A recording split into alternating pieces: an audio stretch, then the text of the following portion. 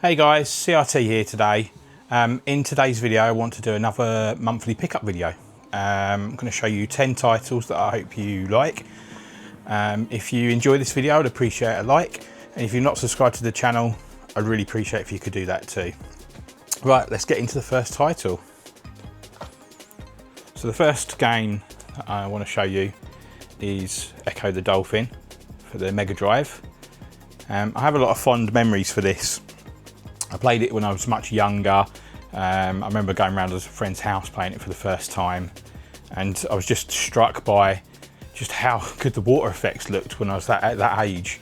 It just looks stunning. Obviously now I'm a bit older, I've played the game. I still don't understand the game. Graphics look great, controls are really tight and smooth. It's just a really awkward puzzle title for me. I get that you're meant to go around and collect little things and talk to different fish, but it's just really not for me. It's a very cozy puzzle title. I died the first time I played it because I forgot that, you know, as a mammal, dolphins need air, which I was really surprised because this is a very old game and they even thought about to do the air mechanics back in the day. So yeah, Ecco, quite a cheap title on the Mega Drive. If you like puzzle titles, I recommend it. Okay, the next one is Jak 3 for the PS2. Now, I'll be honest with you guys, I'm not a massive Jak and Daxter fan. Back in the day when it originally came out, I was far more into Ratchet and Clank. I definitely preferred the run and gun platform style games and the humour of it. Jak 3, although by Naughty Dog, is a really good title, it's just not for me. I picked it up to give it a go. I found the platforming quite clunky. The voice work was good, just not one for me to be honest. But yeah, Jak 3, if you like Naughty Dog and you like the Jak and Daxter series, I recommend it.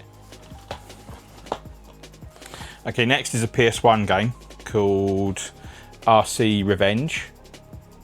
Now I really just picked this up because of the case and the cover. I quite like racing titles that don't take themselves too seriously. I'm not one for hardcore race sim titles.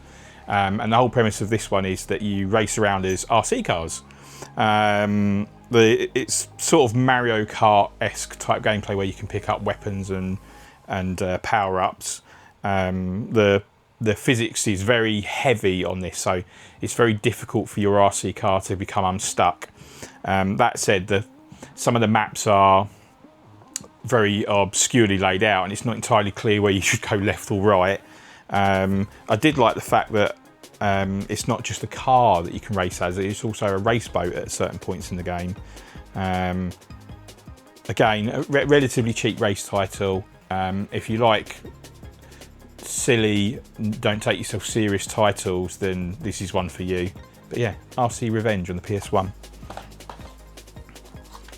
Okay, next up is Descent for the PS1. I believe this is a PC port, and this is basically a 3D space action shooter where you take control of a little aircraft and you have to go through different missions. Think Doom, but in a 3D space where you could just fly up and down, left and right. Considering this is on the PS1 and it uses, you know, PS1 pad, it actually controls really well. The D-pad is your look left, look right, look up, look down, and then the face buttons are move forward and back, strafe left and right. So it's almost like you've got an analog controller in your hand, but with the face buttons. And then the shoulder buttons do your firing. Actually, really quite a cool title because it controls really well. I felt I enjoyed this title. It's not too hard. It doesn't take itself too seriously. But yeah, a really nice sort of 3D type shooter game that I could recommend. I'm looking forward to playing the sequel because there's a number 2 as well on the PS1. Okay, next up this is one of my, I'm not going to say grail titles, but it's one that I've been looking for a on the PS1 for a long time. I remember playing it around a friend's house years ago, first on a demo disc and then on a rental. So this is Z on the PS1, or Z Steel Soldiers, I think, on the PC. Essentially, this is a RTS title on the PS1 where you very basically take control of the red soldiers who are at war with the blue soldiers. The whole mechanic is that there's no resource gathering, it's all territory control. So on the map is split up into 9 sections, and you need to take control of each of the 9 sections, and as you do, you gain more abilities to auto-generate resources, which is the troops that Print makes, basically. It's a very rock, paper, scissors style RTS, so if you've got the right type of troops, you will win. The thing that I enjoyed about this is it's got quite a funny sense of humour, where the 2 red troopers that you follow are basically like skater stoner dudes, and they're just in the middle of this war trying to fight. So the different FMV sequences between the wars, or the missions, sorry, just they lighten the mood. Although it's a war title, it's quite good. Does have mouse compatibility, which is quite unique for a PS1 game. This is hard though, so if you're not into a title that's not going to hold your hands, this is not for you. But I do recommend it. It is a little bit expensive on the PS1, but if you've got an Evercade, it came out in the Bitmap Brothers collection fairly recently, so for 20 quid you can get this plus some other titles. Okay, the next one is on the Xbox 360, which is Crackdown 2. I've never played this before. I walked past the shop and it had it. It was relatively cheap, so I picked it up. Yeah, I was quite impressed with this game. It's 3D sandbox open world type game, where you play a genetically engineered police officer, and you have to go around doing various missions. It's all in cel-shaded graphics, so it looks pretty nice actually. And the unique sort of crux of this game is, depending on how you play the game, is how you level it up. So if you do a lot of shooting rather than the close combat, then that's what levels up. The shooting mechanics is fairly tight. The gunplay is all right. Yeah, it's nothing to take too seriously. Run around the streets, jump, shoot, do objectives. Not a bad title, to be honest. Obviously, this is the second one, so I've never played the first one, and I'm pretty sure there's a third one on the Xbox as well. So I'll have to look out for that at some point. Okay, the next one was not a recommendation, but another YouTuber that I follow called Stop Skeletons from Fighting, Uncle Derek.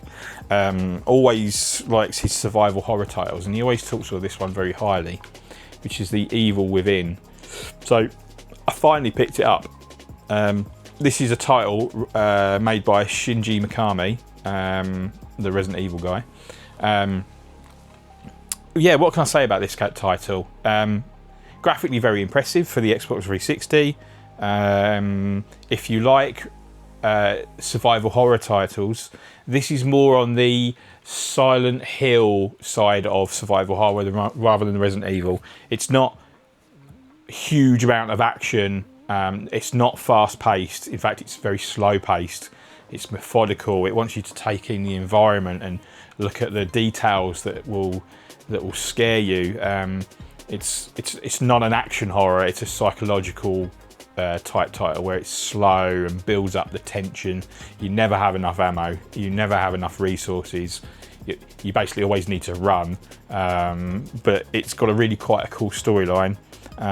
They've done a second one as well, which I'm looking forward to playing. But yeah, if you prefer your slow psychological horror titles, then this is the one for you. If you prefer your action, wham bam, thank you ma'am, shoot the zombie in the head, Resident Evil, stick with that one. Okay, a more modern title for me that I picked up recently, which was Power Rangers Rita's Rewind. I have a lot of nostalgia for Power Rangers. Before I went to school, when I was a young lad, I used to watch it on ITV. All the Power Rangers and turning into the Megazord and fighting out the boss. And with the recent sort of revival of those sort of classic titles like Turtles and this, I just had to give it a go. Now, is it as good as Turtles Shredder's Revenge that recently came out? In my opinion, no. Is it as good as? yes. And I think if they were to redo Turtles again, there's some elements at this that they should put into Turtles. Now, the biggest thing that I would like to take over is this is not just a straight up brawler. As you progress through the levels, there are racing stages when you get on the bike. There are shooting styles levels when you're on your Megazord, and then eventually you get to the Megazord fights, which you would think would automatically be like just a brawler but in bigger scale, but it's not. It's actually plays like Super Punch Out, where it's a first person type screen and the monster's in front of you and you have to dodge left and right for its bits and punch it back as it goes. So the variety keeps it interesting. Is the combat as strong as Turtles? No, it's quite button bashy, to be honest. But yeah, if you like Power Rangers and you like your brawlers, I would recommend this, and it's not expensive, so yeah, give that a go. Okay, next up is Rogue Trooper on the original Xbox. I've never played this. I never knew what it was. I quite liked the artwork on the cover, so I gave it a go. I didn't realise that it was based off of a comic book strip. And essentially you play Rogue, a trooper who's genetically engineered for war, and you are on New Earth waging that war. And the whole crux of it is because you're genetically engineered, all of your memories and your personality are stored in a chip that's at the back of your neck. So if you die, that chip can be pulled and you can be put in another body, essentially, and you can carry on living. And the premise of this is that right at the start of the level or mission, all of your squad dies, and basically to save them, you take their chips out and put them in various parts of your equipment. So your supplies guy is put in your backpack, your gunner is in your weapon, your tactical guy is put in your helmet. So your squad is still with you, but only in the gear. Yeah, so it's a third-person cover-based shooter. Gunplay is really quite nice. Graphics quite impressive, to be honest, for the original Xbox. I'm told it's quite a short title. I'm about 2.5 hours into it, and I am enjoying it. I'm probably going to try and finish it this weekend. Sadly, they didn't do a sequel, but they did do I think it's RX version, where it's like enhanced and HD. That's on the Xbox and the PS4, and that's quite cheap. But yeah, if you like your third-person action shooters, I recommend Rogue Trooper. Okay, the last title for today is Legacy of Kain Defiance. Now, this is the 5th title in the series of Legacy of Kain. So the first one you play as Kain. Then you play, the next one is where you play as Raziel in Soul Reaver, and then they did 2 sequels. So there was Blood Omen 2 and Soul Reaver 2. And essentially in these titles you play as Kain or you play as Raziel. This one, being the 5th, you actually play as both characters. You basically do a little bit as Kain, then a little bit of Raziel, a little bit of Kain, a little bit of Raziel. Thankfully the voice actors have carried over. Story at this point is quite convoluted. It deals with a lot of time travel, and not that you have to know all the lore from the previous games, but it kind of does help a little bit because they reference stuff that happened in the other games. But thankfully there's a remaster of the Soul Reaver series that is definitely worth keeping, getting hold of and playing. That should bring you up to speed, and it's got quality of life improvements. And then also, again, go back into the Evercade, Blood Omen is on one of their cartridges, so it's a much cheaper way of playing those titles. But yeah, Legacy of Kain Defiance, definitely worth playing. Controls really well as well. Okay, that's it for today, guys. I hope you enjoyed this video. Again, if you've got any recent pickups you'd like to tell me about, please leave it in the comments. And that's it for today. I'll see you next time.